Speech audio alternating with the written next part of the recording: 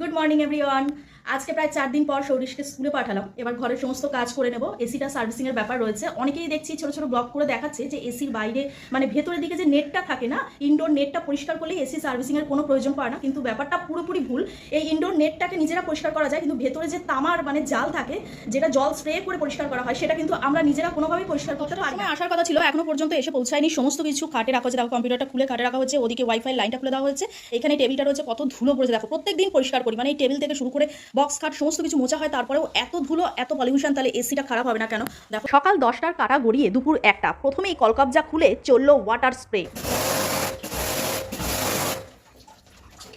মাত্র 1 ঘন্টার মধ্যেই এই হ্যান্ডপাম্পের সাহায্যে আমার ঘরে ফল্গু নদীর ধারা বয়ে গেল। অনেকেই ভিউজের জন্য মিথ্যা কন্টেন্ট বানায়, নিজের এসি নিজেই সার্ভিস করুন। নেতা বা কাপড় নিয়ে এবার নেমে পড়ার পালা। আর আমার এই ইনফরমেশনটা সঠিক মনে হলে অবশ্যই কিন্তু একটা লাইক আর